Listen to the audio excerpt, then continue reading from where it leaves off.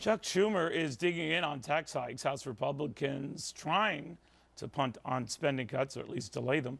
And nobody's doing anything about a debt that grows $4 billion a day. So afraid of losing their jobs, they're not even doing their jobs. It's enough to make Celia Bigelow and Charles Payne sick. Charles, you don't like this. No, absolutely not. And I think this debt ceiling punt was the latest example on this. You know, first of all, everyone stokes the flames of fear. You know, the president says if we don't do this, the markets are going to implode, and Congress puts its tail between its legs. I got to tell you, I haven't heard anything from S&P, Moody's, or anyone that says we want the debt ceiling to go higher. That's not what they've been saying. If you go back to all the things they said, it was all about getting our spending under control, not letting it run rampant. We get $277 billion a month. Like everybody watching this show who cut back in the last 5 years, our government's got to learn how to do the same thing. It's cowardly of Washington to continue to hide behind the notion that we're going to collapse overnight as a nation if we don't keep spending ourselves to death. Celia. I agree. I mean, congressmen have basically sent a message that today is not the day we're going to stop spending our children's and grandchildren's money. And Charles is exactly right. The reason why our credit got downgraded is because of our out-of-control spending and our out-of-control debt. The fiscal cliff deal even that we just witnessed, and it's expected to add $4 trillion to our deficit over the next 10 years. So, I mean, Congress is not serious about reining in spending, and that's exactly what we need to do. But they're not doing it, Charles. They're not doing it, and you know what? It feels hunky-dory. You know what? That's just it. You know. Why are the markets hunky-dory with it? Well, the market's a hunky-dory for a few reasons. My reason, I've been bullish and been telling people buy. Right.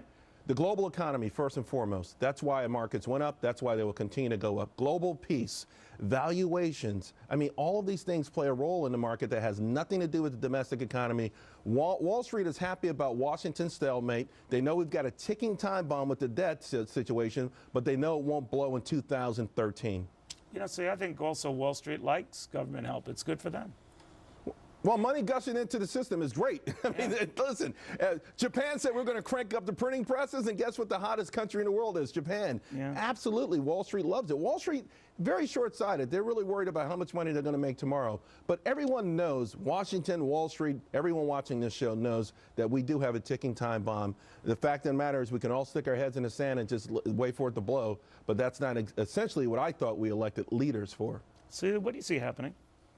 Well, I wanted to make the point that the GAO, President Obama's personal government auditor, has released a report saying that if we don't run a surplus of 1% of GDP now, starting right now, in the next, over the next decade, we're going to be running the same GDP to debt ratio that we have now if we don't start running a surplus of 1%.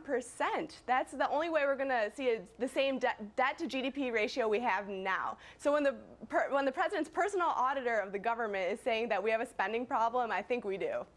I don't like it when they try to excuse it, Charles, and say as a percentage of GDP, it's really not that bad. Or when they say, well, you know, we've had it before after World War II. That was different. You know what? And we didn't have competition. We didn't have China nipping at our heels, or Russia or Brazil. Also, they say, well, look at Japan. Yeah, look at Japan. They've had 2 decades of lost productivity. It's a country that's going down the drain. I'm glad they elected the guy they did for their sake, but here's also the difference.